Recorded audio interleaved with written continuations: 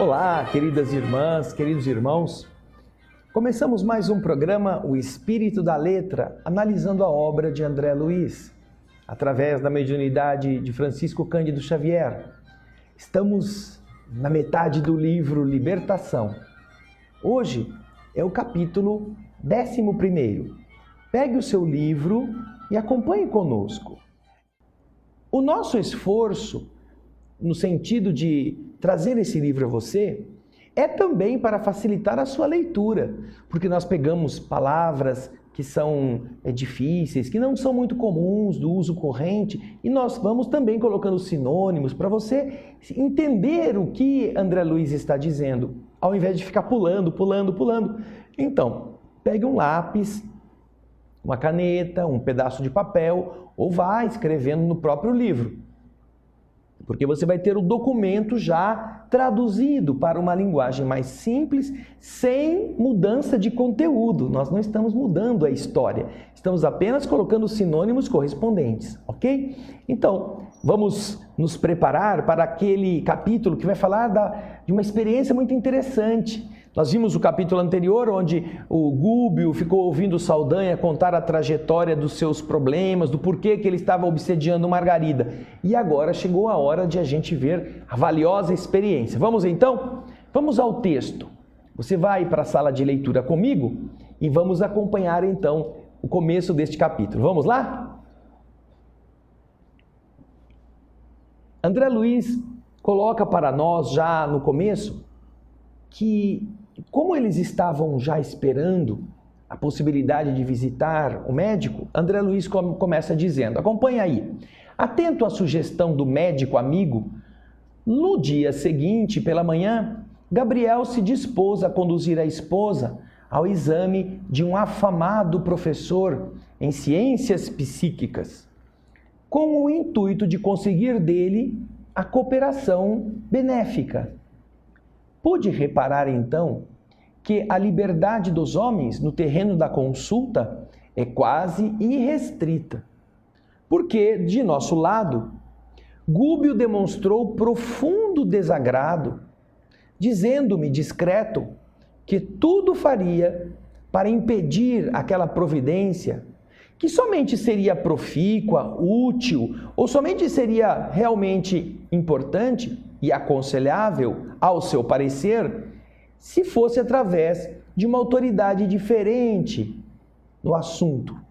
O professor indicado era, segundo a opinião do nosso desvelado orientador, um admirável expoente, uma celebridade dos fenômenos, portador de dons mediúnicos notáveis, mas não oferecia proveito substancial aos que se aproximassem dele, porque tinha sua mente presa aos interesses vulgares da experiência terrestre.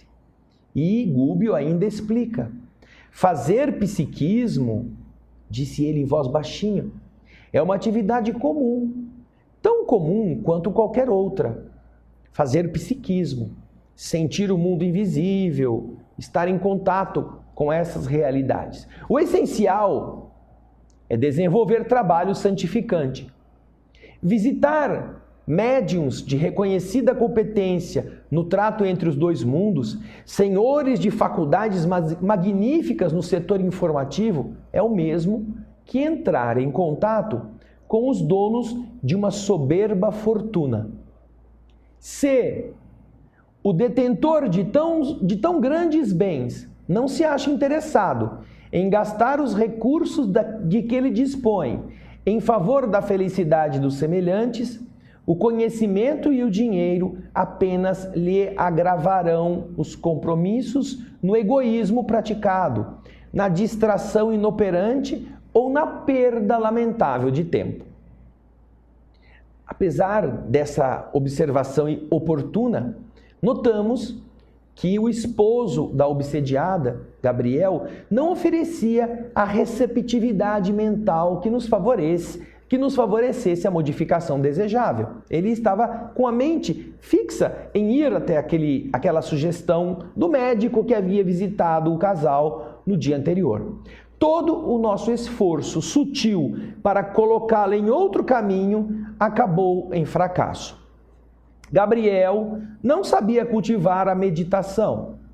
Embora visivelmente preocupado, nosso orientador comentou: bom, de qualquer modo, aqui nós estamos para ajudar e para servir. Acompanharemos o casal nessa nova aventura.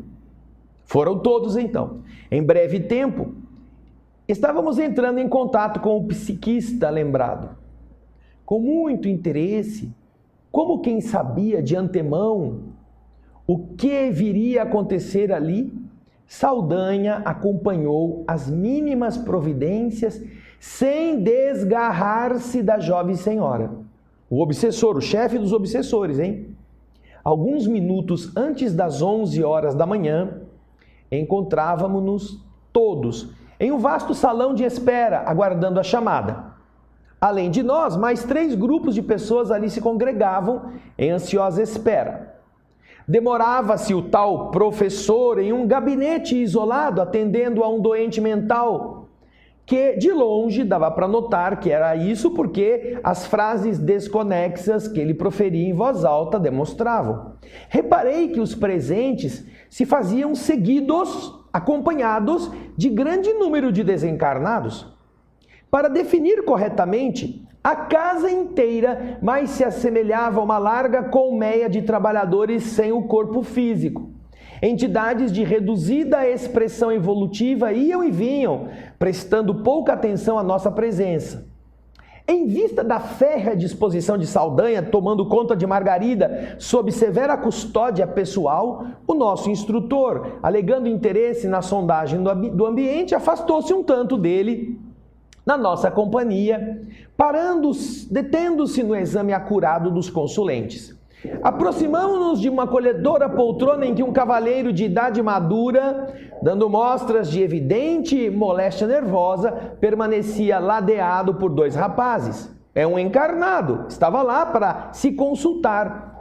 Um suor frio lhe banhava a fronte e extrema palidez, com traços de terror, lhe exteriorizava a lipotimia, uma sensação de desfalecimento. Revelava-se torturado por visões pavorosas no campo íntimo, somente acessíveis a ele mesmo, só mesmo ele que via aquilo. Registrei-lhe as perturbações cerebrais e vi, sob forte assombro, as várias formas ovoides, escuras e diferentes entre si, grudadas à sua organização perispirítica. Achava-me interessado em que o nosso instrutor se pronunciasse. Gúbio observava o homem meticulosamente, de certo nos preparando valiosos ensinamentos. Depois de alguns instantes falou-nos em uma voz sumida. Vejam a calamidade fisiológica. Pode chegar os distúrbios da mente e conduzir um homem. Temos sob o nosso olhar um investigador de polícia em graves perturbações. Ele não soube deter o bastão da responsabilidade. Abusou dele para humilhar e para ferir. Durante alguns anos conseguiu manter o remorso à distância. Todavia, cada pensamento de indignação das suas vítimas passou a circular-lhe na atmosfera psíquica, esperando oportunidade de fazer-se sentir. Com a maneira cruel de proceder, ele atraiu não só a ira de muita gente, mas também a convivência constante de entidades de péssimo comportamento que mais lhe arruinaram o teor de vida mental. Chegado o tempo de meditar sobre os caminhos percorridos, na intimidade dos primeiros sintomas da velhice e da senectude do corpo, o remorso lhe abriu grande brecha na fortaleza em que ele se entrincheirava. As forças acumuladas dos pensamentos destrutivos que provocou para si mesmo através da conduta irrefletida a que se entregou levianamente, libertadas de imediato pela aflição e pelo medo, quebraram nele a fantasiosa resistência orgânica, como tempestade que acontece furiosa, rompendo a represa frágil com que se acreditava conter o impulso crescente das águas. Sobrevindo a crise, energias desequilibradas da mente em desalinho vergastaram-lhe, açoitaram-lhe os delicados órgãos do corpo físico. Os mais vulneráveis, os órgãos mais delicados, sofreram consequências terríveis. Não apenas o sistema nervoso sofre de tortura incrível. O fígado traumatizado inclina-se para a cirrose fatal. Então chega a tanto isso? Chega a desagregar os órgãos, uma atividade mental desajustada por culpa do próprio agente. Veja aí, eles estão vendo uma pessoa que não parecia maldosa, mas tinha sido um investigador de polícia agressivo, metido a ser o mandão, a mandar prender, a pisar, a humilhar, e agora as vítimas e tudo aquilo que ele fez de errado estão na sua consciência, e a sua mente agora, vulnerável pela velhice, começa a ter que encarar o mal que ele fez. Não dá mais para ele se esconder. E então o corpo agora sofre e está produzindo uma doença no fígado que pode levá-lo inclusive à desencarnação. Tá vendo como é complicado o nosso desajuste mental? Mas isso é só um pedacinho, isso é só um trechinho deste capítulo. Nós vamos para o nosso primeiro intervalo e na volta vamos continuar a ver a explicação de Gubbio sobre os outros, tá bem? É rápido, a gente já volta.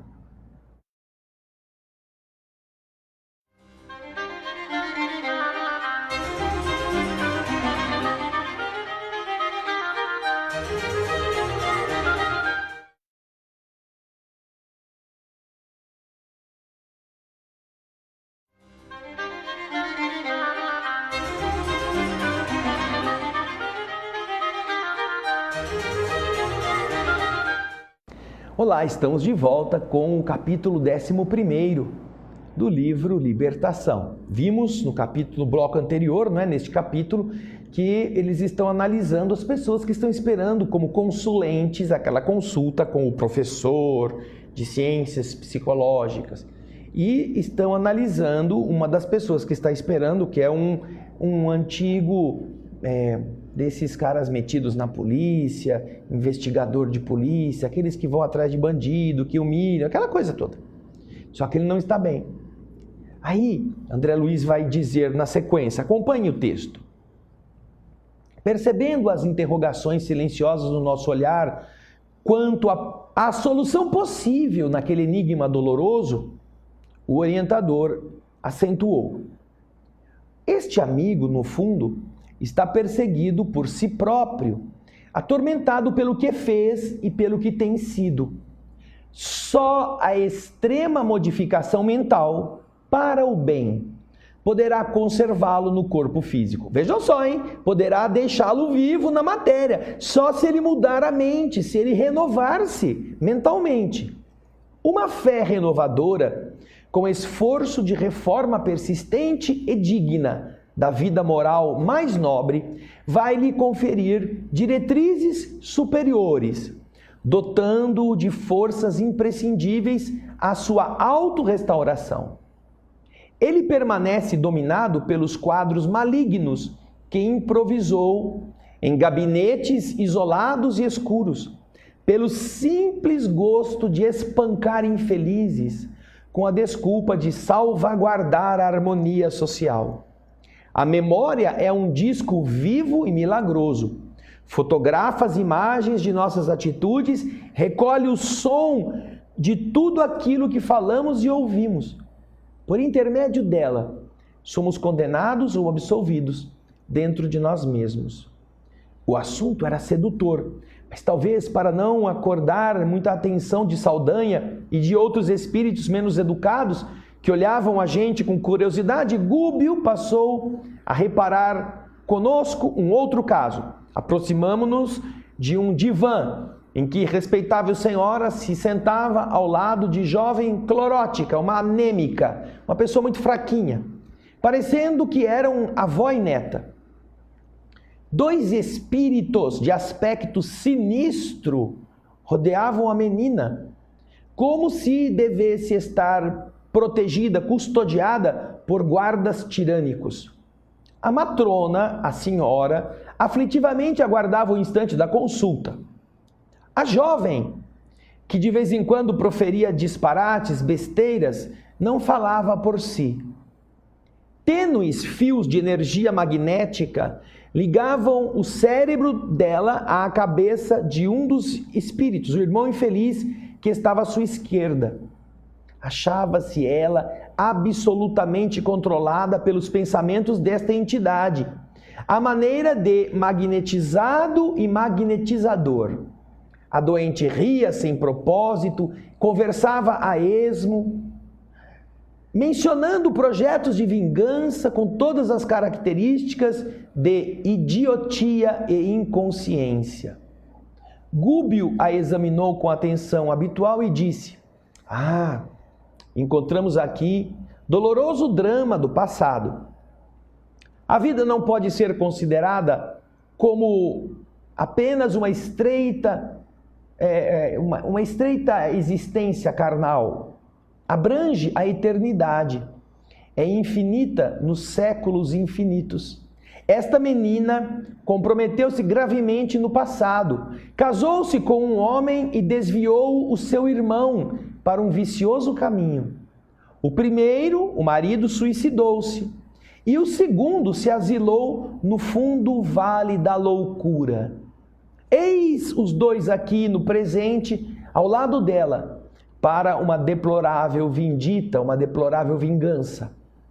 Na atualidade, a avózinha preparou-lhe um casamento nobre, receando deixá-la no mundo entregue a si mesma. Entretanto, em vésperas da concretização do plano benéfico, ambas as vítimas da moça, da menina, de outro tempo, mentalmente endurecidas, cristalizadas no propósito de desforra, estão procurando impedir a sua união esponsalícia, o seu casamento. O ex-marido, ultrajado, em uma fase primária de evolução, ainda não conseguiu lhe esquecer a falta e ocupa os centros da fala e do equilíbrio. Ele enche a mente da menina de ideias dele, subjuga-a e requisita-lhe a presença na esfera em que ele se encontra. A pobrezinha permanece saturada de fluidos que não pertencem a ela mesma. Certamente ela já andou por diversos consultórios de psiquiatria, sem resultado, e vem até aqui procurando socorro. Aí Eloy pergunta: e aqui ela vai encontrar o remédio adequado ao seu problema? E o Gúbio lhe diz: Eloy, não me parece muito bem encaminhada. Exige renovação interior e, ao que acredito, não vai obter nesta casa senão um ligeiro paliativo, uma ligeira atenuação transitória. Em casos de obsessão como este, em que a paciente ainda pode reagir com segurança, é necessário, é indispensável a ajuda de um pessoal de resistência, é a ajuda dela mesma, ela precisa resistir, ela precisa ser ensinada. Não adianta retirar a sucata que perturba o ímã, quando o próprio ímã continua atraindo a sucata. Efetivamente, seríamos singularmente favorecidos por ensinamentos novos se persistíssemos no estudo em foco, diz André. Mas Saldanha, de longe, nos endereçava um olhar indagador e era preciso seguir adiante. Buscamos o recanto mais escuro do salão, onde dois homens, em idade madura, se mantinham em silêncio. De imediato reconhecemos que um deles guardava indiscutível desequilíbrio orgânico. Muito pálido e abatido, demonstrava sinais de profunda inquietação. Junto dos dois, se encontrava uma entidade desencarnada de humilde aspecto. Eu a tomei como alguém integrando daquela vasta coleção de espíritos perturbados que ali trabalhavam. Entretanto, com agradável surpresa para mim, Gúbio se dirigiu a ela exclamando de maneira discreta: eu já identifiquei você pelo tom vibratório. Você é uma das pessoas que podemos dizer que são amigos do bem. Não é mesmo? Então, não era só o Gúbio, o Eloy e o André Luiz que estavam naquele ambiente. as entidades, muitas delas acompanhando os encarnados, como é o caso da moça clorótica, não é? Daquela mocinha anêmica e meio sem uma noção muito clara, eram espíritos perturbadores. Mas aí com estes dois está um espírito que, pelo tom vibratório, Gúbio reconhece que se trata de um trabalhador do bem. Mas vamos voltar ao caso da menina. Veja só, numa vida passada ela se casou com um homem e tirou do rumo, tirou do equilíbrio, talvez tenha se tornado amante do irmão dele, do seu cunhado. Isso fez com que o primeiro se suicidasse ao descobrir e o segundo perdesse o equilíbrio nos vales da loucura, por se ver envolvido nessa condição. Do lado de lá, eles a culpam.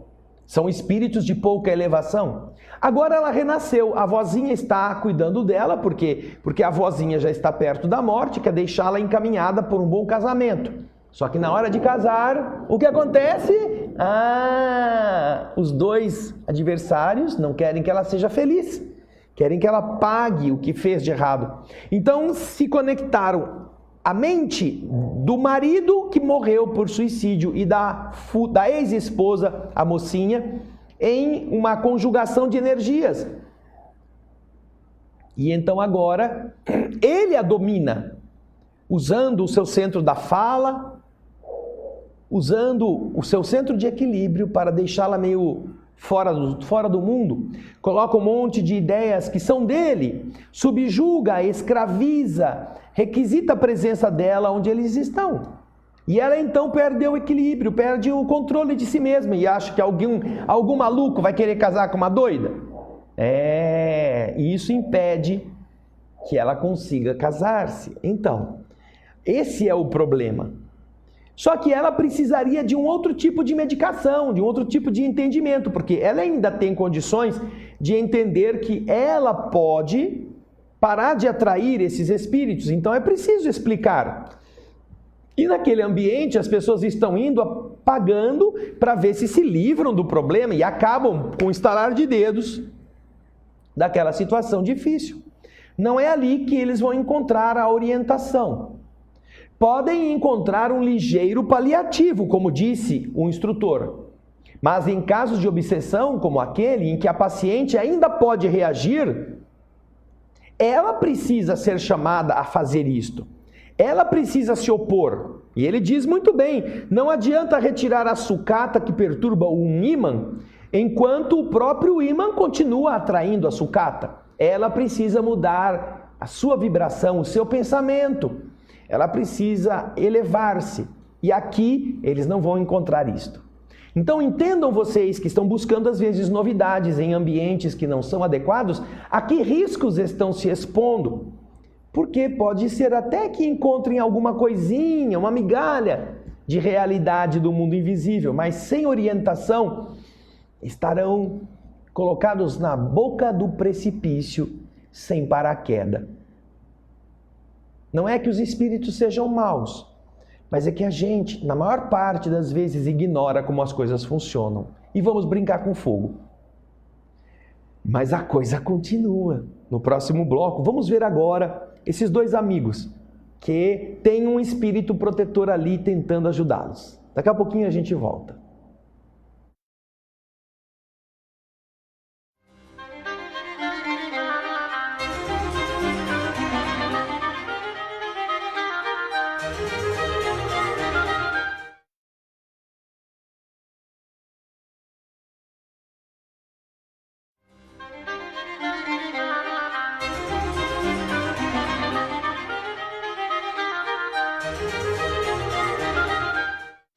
Olá, estamos de volta com o capítulo 11, Valiosa Experiência. Agora nós vimos que Gúbio identifica que aquela entidade que está com aqueles dois homens no fundo do salão, na parte mais escura do ambiente, é um espírito bom que está ali tentando ajudar. E ele então reconhece. Aí, esse espírito diz para Gúbio, ao indicar o enfermo, como está no texto, vamos lá, a fala de André Luiz. Vamos lá. Ela diz assim, eu venho aqui na defesa deste amigo.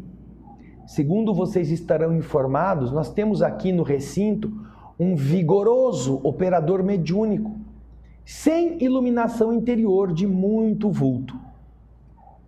Ele se associou a algumas dezenas de espíritos desencarnados de educação incipiente, educação iniciante, sem educação, que lhe absorvem as emanações, que lhe absorvem as energias, como se fosse comida, e trabalham cegamente sob suas ordens, tanto para o bem quanto para o mal. Veja só que interessante isto. Fazem o bem e fazem o mal no mesmo lugar. Sorrindo, a entidade acrescentou: nesta casa, o enfermo não é amparado pelo socorrista de que se vem valer, e sim pela assistência espiritual edificante de que ele possa desfrutar. E por que eu perguntasse com respeito ao doente, me explicou Gentil: este companheiro é um austero, um rigoroso administrador de serviços públicos.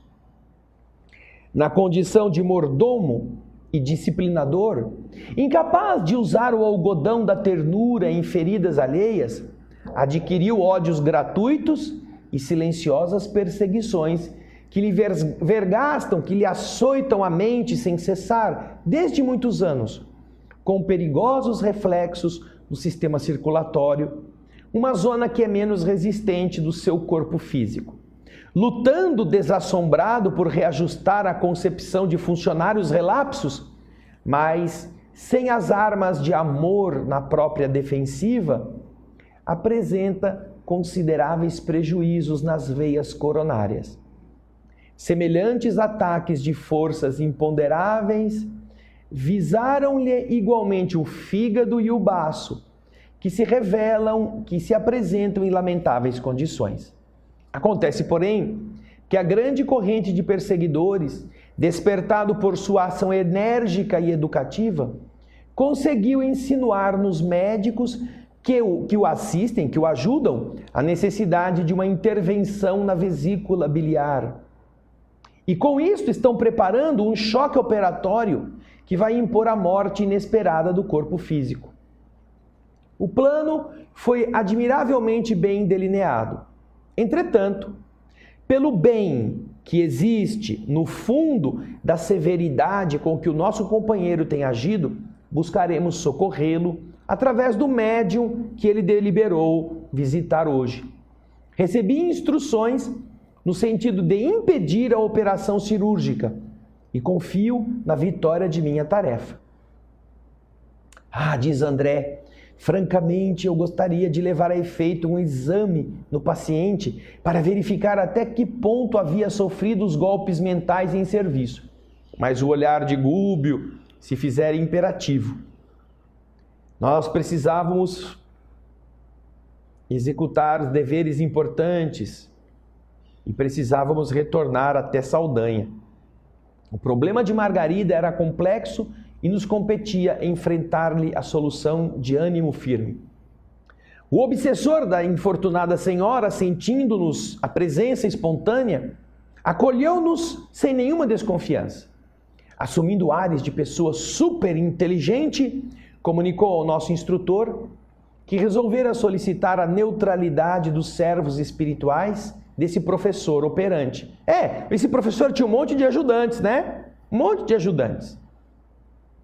Então, esses ajudantes, o Saldanha conversa, dizendo: escuta, olha, eu quero que vocês não se metam nesse caso, não fale nada para o homem. Não diga se é verdade, se é mentira. E aí, continua André Luiz dizendo, com uma fina sagacidade, afirmou Saldanha que era necessário evitar a piedade do médium e confundir-lhe as observações através de todos os recursos possíveis. Em seguida a esse esclarecimento que me surpreendeu, diz o André, não é?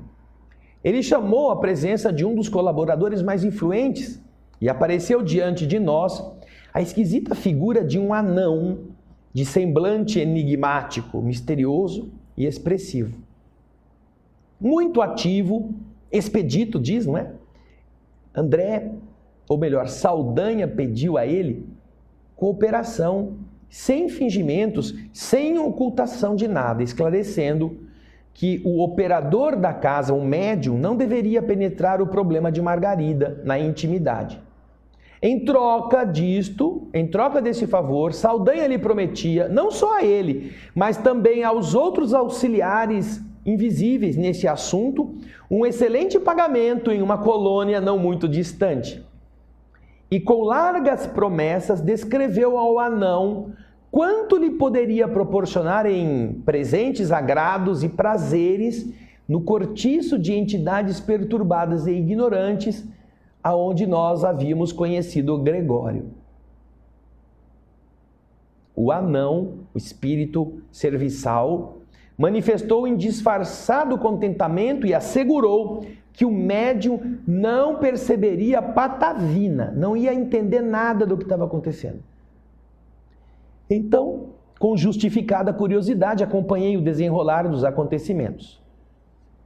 Logo à entrada do gabinete, percebi que a oficina não inspirava segura confiança.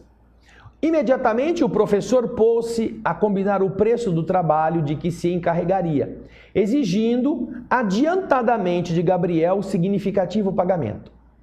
O intercâmbio ali entre o mundo espiritual e o mundo físico se resumia a um negócio tão comum quanto qualquer outro.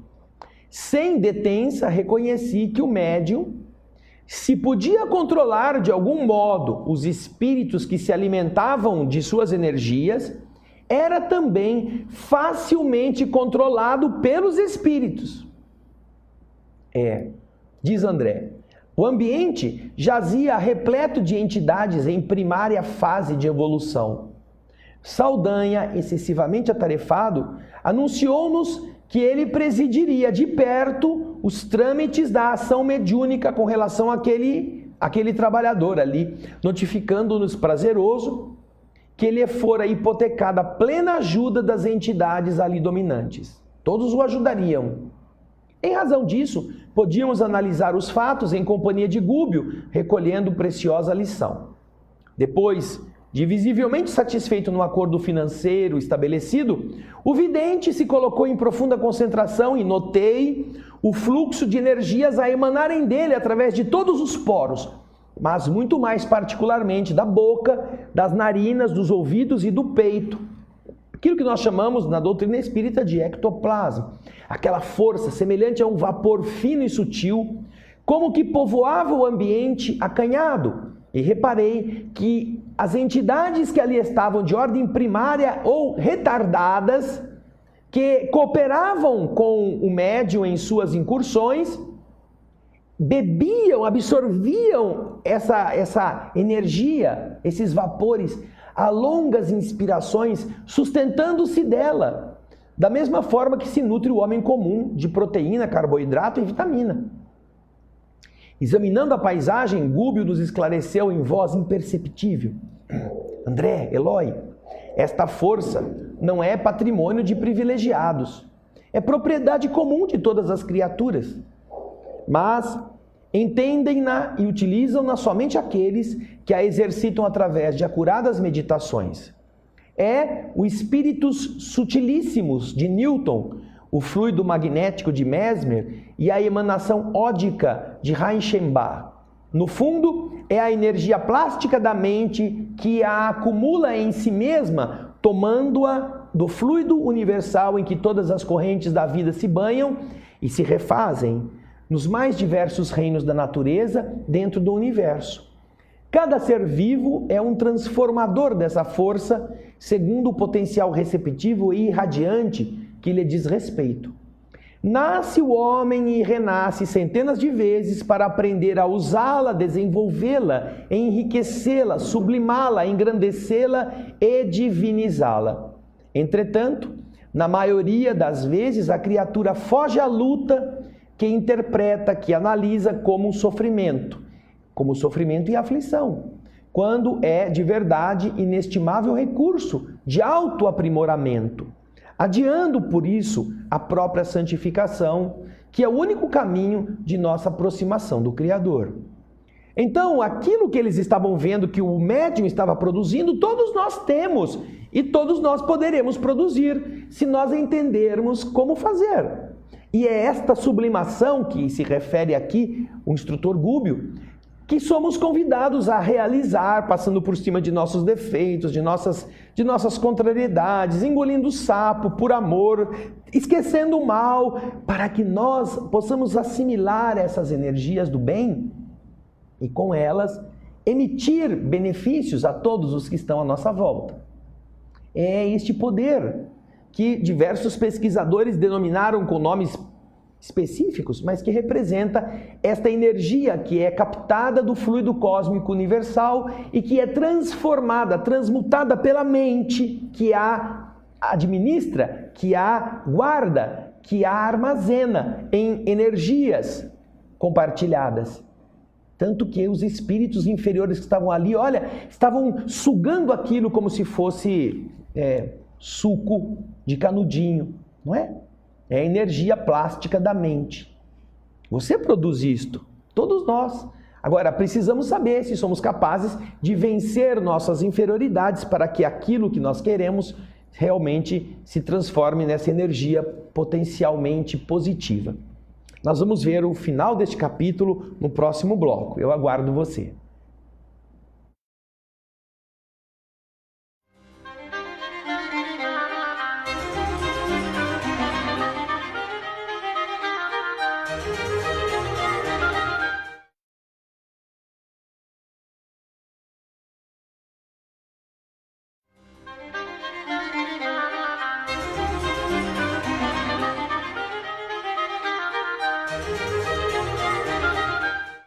Olá, estamos de volta com a parte final do capítulo 11.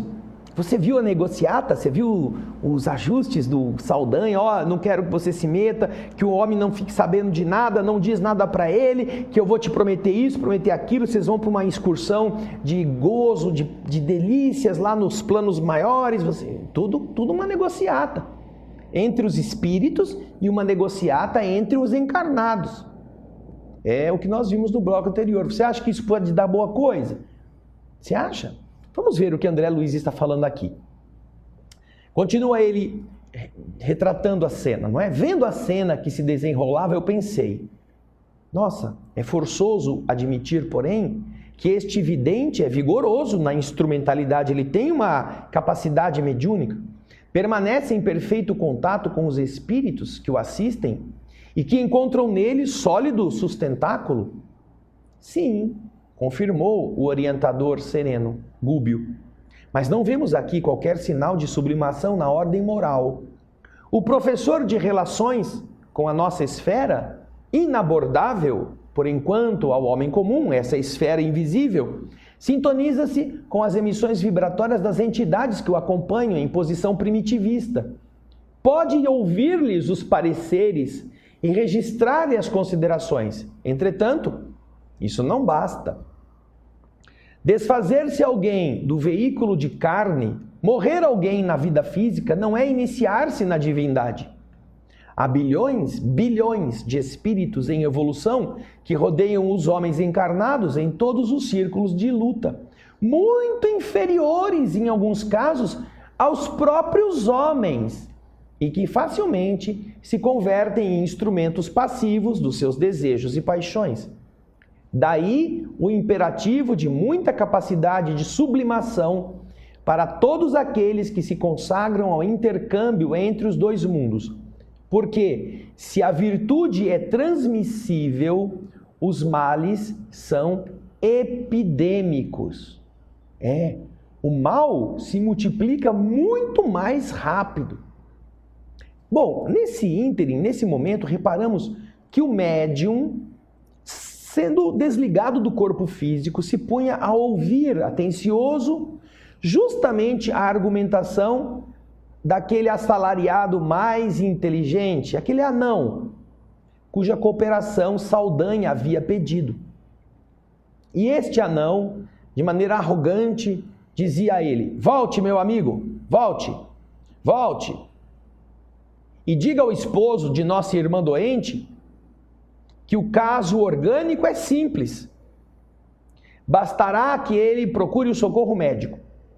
Aí a mente, o médium que estava desdobrado, pergunta ao anão: não é uma obsediada vulgar? Uma obsediada comum? Algo hesitante?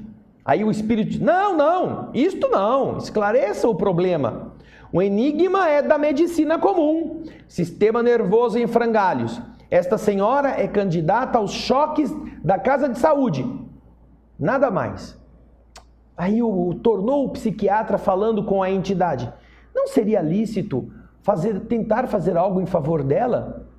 E o interpelado, o anão, riu-se numa tranquilidade de pasmar e rematou: ora, você deve saber que individualmente cada criatura tem o seu próprio destino. Se nossa ajuda fosse eficiente, não teria gosto para evasivas. Eu não estaria aqui dando desculpas. Não há tempo a perder, disse o espírito ao médium desdobrado. A essa altura, e aí vocês estão vendo a cena, olha o médium sentado na cadeira com um monte de colar, olha ele de pé, o seu perispírito e a mente em contato com a do anão. Ali estão espíritos que estão atuando para que o resultado seja aquele. E sentado à mesa está o Gabriel e a mulher dele com todos os ovoides em volta da cabeça. Veja só. A essa altura, Saldanha endereçava-lhe um sorriso de satisfação, aprovando a proposta e fazendo-nos sentir como é possível enganar a muitos quando o homem apenas confia na estreiteza da sua própria observação. Perante o quadro que nos era dado apreciar, ousei dirigir-me discretamente a Gúbio, perguntando: não nos achamos, Sr. Gúbio, diante de uma autêntica manifestação espiritista? E ele, em tom grave, respondeu: sim, estamos diante de um legítimo fenômeno, dentro do qual uma individualidade encarnada recebe os pareceres de outra que está fora do corpo físico. Entretanto, André, os companheiros do ideal cristão que estão vivenciando na Terra vão compreendendo agora que o fenômeno em si é tão rebelde quanto o rio encachoeirado, que rola a esmo, sem comportas, sem disciplina.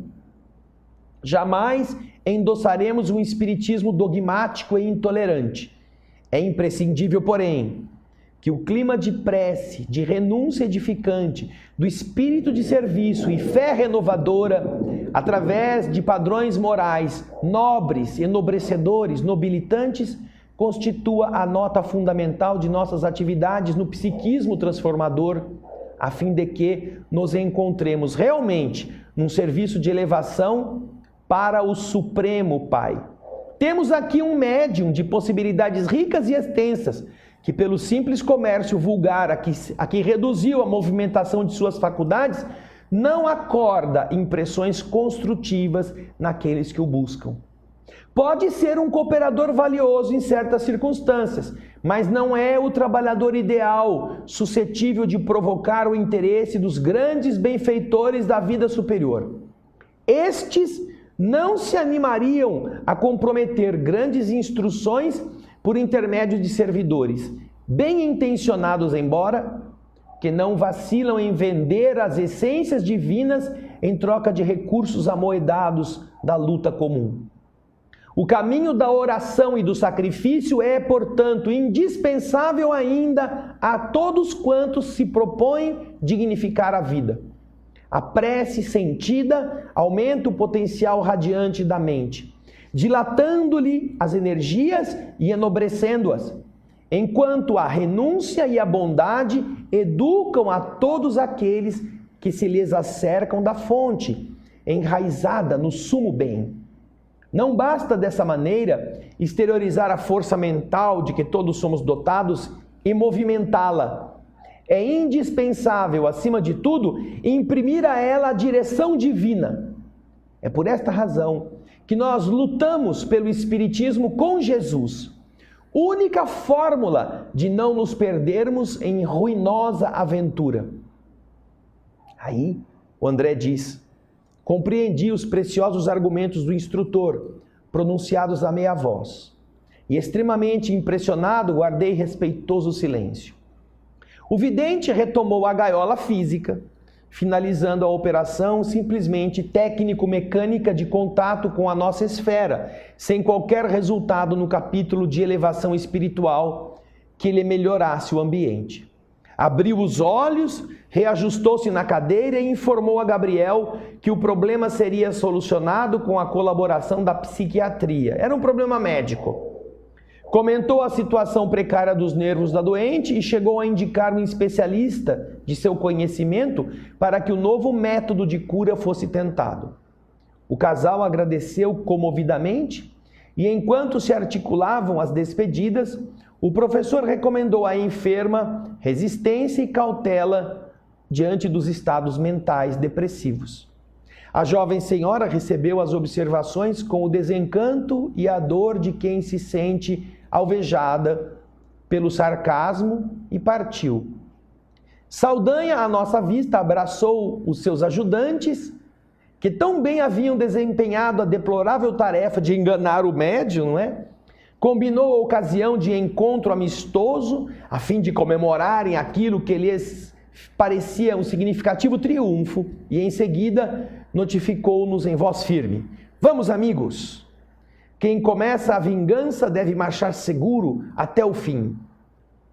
Gúbio lhe endereçou um triste sorriso, com que disfarçava a aflição extrema, e humildemente o acompanhou. Então, viu como funcionam essas arapucas? Esses lugares em que as pessoas gastam rios de dinheiro para saber o futuro, saber se casa, se não casa, se vai curar, não vai curar, vai ficar rico, vai ficar pobre. É assim que funciona. A energia do médium, ela não é diferente da energia de qualquer pessoa. Mas, como disse o instrutor, na doutrina espírita não se pode fazer apenas a técnica da mediunidade. É preciso ter o espírito voltado para o que Jesus pediu, em amor, em renúncia, em abnegação.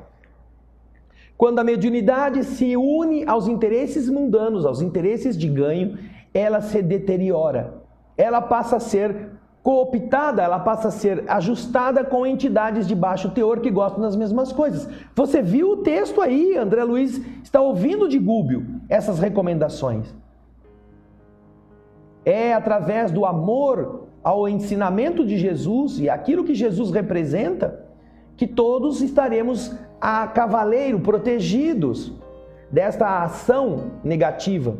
E todas as vezes que nós nos deixamos levar por coisas que são de mundo material, nosso psiquismo se destrambelha. E muitos médiuns perdem a razão, perdem o equilíbrio, por quê? Porque perderam o rumo.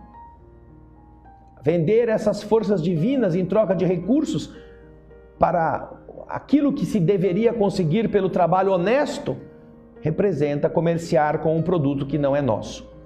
E isso sim estraga o potencial da mente, porque é a mente que está comprometida com o erro. Puxa, quanta coisa! Mas lê de novo, aprofunda isto, vai pensando. E na próxima semana nós vamos para o capítulo 12. O capítulo 12º, que é muito emocionante. Você é convidado a participar com a gente, tá bom? Muito obrigado pela sua audiência. Dá o seu joinha, curta, inscreva-se no nosso canal. Faz mais gente saber desse livro maravilhoso, porque você vai estar salvando vidas com ele. Esse é o nosso agradecimento e o nosso desejo de muita paz.